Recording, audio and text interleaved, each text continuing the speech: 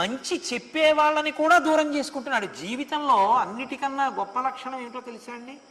మీకు వినడానికి కొంచెం కష్టంగా అనిపించినా వీడు ఏమిట్రా చెవులో ఇలా గూడు కట్టుకుని పూరేస్తాడు అస్తమానం, తప్పు తప్పు తప్పు తప్పు అంటాడు అని చెప్పి మీరు దూరం ఎప్పుడూ అవ్వకూడదు. సత్పురుషులకు ప్రయత్నపూర్వకంగా మీరు దగ్గరగానే ఉండాలి. మీకు మంచి బోధ చెయ్యాలి అనుకున్నవాడు మంచినే బోధ చేస్తాడు కదండి. అది కష్టంగా ఉండొచ్చు, కానీ మీరు వారినే బాగా పట్టుకోవాలి. ఎందుకో తెలుసా? ఆయన దూరం అయిపోయాడు అనుకోండి, ఇప్పుడు పెద్ద ప్రమాదం ఎక్కడొస్తుందంటే మీకు మంచి చెప్పేవాడు ఉండడు. మంచి చెప్పేవాడు ఉండడు కాబట్టి చెడు వైపుకి వెళ్ళి తొందరగా నశిస్తాడు. తొందరగా నశించిన తర్వాత తిరియక్కుల్లోకి ఎడతాడు. తిరియక్కుల్లోకి వెళ్ళిన తర్వాత మళ్ళీ వినగలిగినటువంటి ప్రజ్ఞ ఉన్న మనుష్య జన్మలోకి రావడానికి కొన్ని కోట్ల జన్మలు ఎత్తాలి. ఇన్ని కోట్ల జన్మలు ఎత్తితే ఏమిటంటే ఇబ్బంది అని మీరు నన్ను అడగచ్చు. సహజంగా చచ్చిపోయే అవకాశం ఉండదు. అది పెద్ద బాధ. మనుష్య జన్మకి వరం ఏమిటంటే ఆఖరి ఊపిరి తనంత తాను వదిలిపెట్టేంత వరకు ఎవరు ముక్కు మూసి చంపేరు. కానీ మిగిలినటువంటి జీవుల్లో ఏమిటో తెలుసా అండి? ఎంత కండపట్టింది అన్నంత వరకే పోషిస్తారు. మేకని గడ్డి పెట్టి పోషిస్తున్నాడు అనుకోండి, మీరు చూసారో లేదో, ఆ ముందరి కాళ్ళ రెండిటి మధ్యలో ఉన్న కంఠం దగ్గర నొక్కి చూస్తూ ఉంటారు ఇది ఎంత కండపట్టింది అని. ఎంత బరువు ఉంటుంది ఈ మేక అన్నదాన్ని బట్టి ధర పలుకుతుంది. ఒక గొర్రెైనా అంతే, ఉన్నిని బట్టి మాంసాన్ని బట్టి పలుకుతుంది. ఒక కోడి ఎంత మాంసం పట్టింది అన్నది చూస్తారు. ఆ ప్రాణులు తమంత తాము మరణించలేవు. వాటిని ఉచ్చు వేసి పట్టి చంపేస్తారు, బాణం వేసి కొట్టి చంపేస్తారు, కత్తి పెట్టి కంఠం కోసి చంపేస్తారు. కొన్ని ప్రాణులనైతే కోసి చంపడం కుదరదని పట్టి కాళ్ళు, 4 కాళ్ళు, వెనక 2 కాళ్ళు, ముందు 2 కాళ్ళు కట్టేసి ఆ ప్రాణిని ఇలా తిరగేసి కడుపు మీద రోకళ్లతో కొడతారు. కొడుతుంటే అది అరుస్తుంటే ఇంతంత పైకి లావున ఉబ్బుతుంటుంది కడుపు. ఉబ్బి ఉబ్బి చచ్చిపోతుంది. నేను ఏ ప్రాణి గురించి చెప్తున్నానో మీకు తెలుసు. నేను నా నోటితో అనడం ఎందుకు అని ఆ బాధతో కూడిన ప్రాణి గురించి అనకూడదని నేను అంటలేదు. ఉచ్చు వేసి పట్టి కొట్టి చంపి దాని తోలు తీయడం కష్టమని దాన్ని అలాగే 2 స్తంభాలు కట్టి వేలాడవేసి కింద నుంచి అగ్నిహోత్రం పెట్టి కాల్చేస్తే ఏ రూపంతో ఉందో ఆ రూపంలోనే ఉడికిపోయాక అప్పుడు కోసి మాంసపు ముక్కలు తీసి అమ్ముతారు. ఎంత దుర్భరమైన చావు చచ్చిపోతుందో మీరు చూడండి. అలా కోట్ల జన్మలు ఎత్తాలి. ఎందుకు తెచ్చుకుంటావు ఆ ప్రారంభం? మిగిలిన వాళ్ళు డబ్బిస్తారేమో, మిగిలిన వాళ్ళు ఏదో సుఖాన్ని ఇస్తారేమో, కానీ నువ్వు ఇలా చచ్చిపోకుండా చేయగలిగినటువంటి పుణ్యాన్ని నీకు కట్టబెట్టగలిగిన వాడు ఒక్కడే ఉన్నాడు, సత్పురుషుడు. ఆయన తాను ధర్మమునందు నిలబడి నిన్ను ధర్మమునందు లాగడానికి ప్రయత్నిస్తాడు.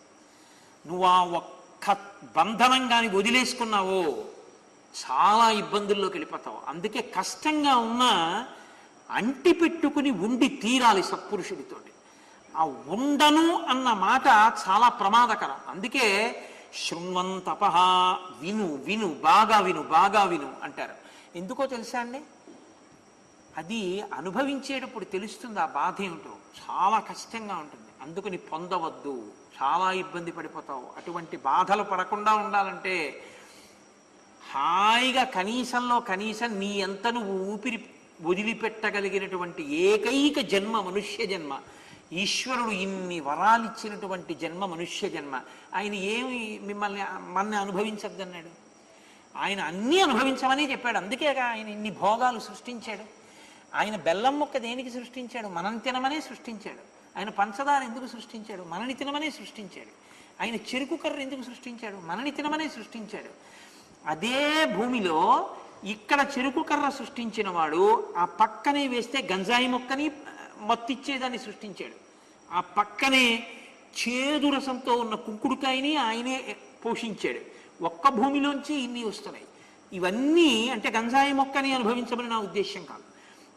ఈశ్వరుడు మనని అనుభవించమని ఇచ్చాడు ఇవన్నీ తప్ప ఇవన్నీ మీరు అనుభవించకండి, మీరు వీటన్నింటినీ చూసి నోరు కట్టేసుకోండి, కళ్ళు మూసేసుకోండి, చెవులు మూసేసుకోండి, ఇవేమీ అనుభవించద్దు, నన్నే తలుచుకుంటూ వేటిని చూడకుండా బతకండి అని ఆయన అనలేదు. అమ్మ పాయసం వండేది తను తినడం కన్నా పిల్లల కోసం వండుతుంది. పిల్లల కోసం వండిన అమ్మ పాయసం కాస్త గ్లాసులో పోసి పిల్లాడికి ఇచ్చిందనుకోండి, వాడు తాగేసి అమ్మ అమ్మ ఇంకొంచెం పొయ్యమ్మా అన్నాడు అనుకోండి, ఇంకొంచెం పోస్తుంది. వాడు ఇంకొంచెం తాగేసి అమ్మ ఇంకా ఉందా అన్నాడు అనుకోండి, పెదవులు లాక్కుంటూ ఆ ఉన్న కాస్త పోసేస్తుంది. వాడు గబగబా తాగేసిన తర్వాత అమ్మ వంక చూసి అమ్మ నీకేది అంటాడు. నాన్న నువ్వు నీకు బాగుందా అంటుంది అమ్మ. చాలా బాగుందమ్మా అంటాడు. నువ్వు నీ కడుపు నిండితే నా కడుపు నిండిపోయింది నాన్న అంటుంది అమ్మ. అంతేగాని మరి తాగేటప్పుడు బుద్ధి నువ్వు అడిగావా నేను తిన్నానా అంటుందా అమ్మ? అనదు.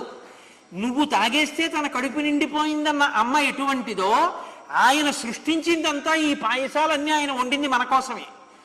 మిగిలిన ప్రాణుల కన్నా మనుష్యుణ్ణి అనుభవించమనే. అందుకే మనిషి అనుభవించింది లేదు. పెద్ద పులి చర్మం కూడా ఒలిచి తను వేసుకు కూర్చుంటాడు. పెద్ద పులి గోరు కూడా తన గుడ్డల మీద వేసుకుంటాడు. ఏనుగు దంతాలు పీకి ఇంట్లో వస్తువులు చేయించుకుంటాడు. మిగిలిన వాటికి ఇచ్చిన వైభవాలన్నీ అంతిమంగా మనిషి అనుభవిస్తున్నాడు. ఇన్ని అనుభవించేటప్పుడు ఎవడు వీటిని ఇచ్చాడో వాడిది అని చెప్పి అనుభవించు. ఆ పాటి కూడా లేకపోతే ఇక కృతజ్ఞత కదండి. అది ఎంత దొంగతనం అండి. ఇంకా ఆ ఒక్క మాట అనడానికి సంస్కారం కావాలి. ఆ సంస్కారం ఏర్పడడానికి మీరు ప్రవచనాలు వినాలి. ఆ సంస్కారం ఏర్పడడానికి రామాయణం చదువుకోవాలి. ఆ సంస్కారం లేకుండా బతికేయడానికి ఇవన్నీ వదిలేసి బతికేయచ్చు. కానీ తర్వాత వచ్చే జన్మలో పునర్జన్మ సిద్ధాంతం అంగీకరిస్తేగా బొట్టు పెట్టుకొచ్చి గుళ్ళో కూర్చున్నావు. మరి మిగిలిన జన్మల్లో ఎలా బతుకుతావు? మళ్ళీ ఎన్ని కోట్ల జన్మల తర్వాత వినే అదృష్టం నీకు కలుగుతుంది? ఇప్పుడు వినని వాడిగా అప్పుడు వింటామని నమ్మకం. ఎన్ని కోట్ల జన్మలు అంత కష్టమైన చావు చావవలసి ఉంటుంది. ఎందుకు వచ్చిన ప్రారంధం? ఏమి ఈశ్వరుడు నిన్ను వద్దన్నాడు? ధార్మికంగా అనుభవించు అన్నాడు. ధార్మికంగా అనుభవించడానికి నువ్వు సిద్ధపడితే నువ్వు అదృష్టవంతుడు. హాయిగా అనుభవించవచ్చు. ఏది అనుభవిస్తున్నా వేదం అంగీకరించిన రీతిలో చక్కగా అనుభవిస్తూ ఈశ్వరా ఇది నీ అనుగ్రహం అనొక్క మాట నిజాయితీగా అనగలిగితే. ఇప్పుడు నాకు విడిది ఇచ్చారండి ఎక్కడో ఉండమని, నేను ఆ విడిదిలో ఉన్నాను. అది చాలా బాగుందని ఆఖరి రోజున వెళ్ళిపోయే ముందు నేను ఎవరికో అద్దెకిచ్చి వెళ్ళిపోయాను అనుకోండి, ఇక మళ్ళీ ఎప్పుడైనా ఇస్తారా? నేను అందులో ఉన్నప్పుడు ప్రతిరోజు నన్ను అడుగుతుంటారు, హరిప్రసాద్ గారు అయ్యా బాగుందా, మీకు ఏమైనా ఇబ్బంది లేదు కదా, అందులో ఇంకేమైనా సౌకర్యం కావాలా అంటారు. ఎందుకంటారు? ఆయనది అది నాకు తాత్కాలికంగా ఇచ్చారు విడిది, ఆయనది అని నేను ఆ మర్యాదతో దాన్ని అనుభవించిన నాళ్ళు సంతోషంగా ఇస్తారు. ఇది బాగుందండి నా పేరు రాసేస్తారా అన్నాను అనుకోండి, ఇక వచ్చేసారో పాకేస్తారు నేను వచ్చినప్పుడు, ఏమో ఏమంటారో ఏది ఇస్తేనని కదా. కాబట్టి ఆయనది అంటే నువ్వు అంత సంతోషిస్తున్నావే. నాన్నగారు తీసుకొచ్చారని ఒక్క మాట అనలేకపోయిందంటాడు. పిల్లల్ని మంచి బట్టలు పట్టుకొస్తాడు, వేసి కట్టుకుని దండం పెట్టలేదనుకోండి, లేకపోతే ఓ నమస్కారం చేయలేదనుకోండి, ఏం నాన్నగారు తెచ్చారు బట్టలు అని ఒక్క మాట అనలేకపోయింది. చూసావా, ఇంత కష్టపడి పిల్లల్ని పెద్ద చేశాను, నాన్నగారండి మీ వల్ల ఇంత వృద్ధిలోకి వచ్చాను అనలేదు వాడని అంత గింజుకుంటావే. భార్య వండింది అక్కడ పెడితే అంతా తినేసి చేయగడుక్కొని ఏమండి ఎలా ఉంది అంటుంది. అన్నారు అనుకోండి, ఏ బాగుందంటే పంపడిపోయింది ఏంటి, పలుకే బంగారామాయేనా అన్నారు. ప్రతి వాళ్ళు ఏ ఆ మాట అనలేవా అంటారు. ఏం ఇన్ని మీకు ఇచ్చిన వాడిని స్మరించకపోతే మరి వాడేమనుకోవాలి? ఊపిరిని ఊతీయట్లేదుగా, నిద్రపోయినప్పుడు వాడుగా తీస్తున్నాడు. భవతి ఉన్నావనడానికి వాడుగా కారణం, అందువల్ల కదా మిగిలినవన్నీ వచ్చాయి. మరి వాడిని స్మరించకపోవడం ఎంత కృతజ్ఞత. వాడిని ఒక్కదాన్ని ముందుకు పెట్టారనుకోండి, వాడిచ్చిన వైభోగం అన్నారనుకోండి, తప్పు పని చేస్తూ వాడిచ్చిందని చేయండి చూస్తాను. ఇది తప్పు పని అని తెలిసి వాడిచ్చిందని మీరు చేయగలరా? మీరు చేయలేరు. వాడిచ్చిందని చెయ్యాలంటే వాడిచ్చిందని చేసేవే మీరు చేయవలసి ఉంటుంది. అంతే, అయిపోయిన జీవితం తిద్దబడిపోయింది అంతే. కాబట్టి సత్పురుష సహవాసం అన్నది ఎన్నడూ విడిచిపెట్టకూడదు. అసలు మంచి మాట వినడానికి ఎవరు సిద్ధంగా లేడో వాడే పతనం అయిపోతున్నాడని గుర్తు. వాడికి వినడానికి ఖాళీ ఉండదు, వాడు వినడం. కాబట్టి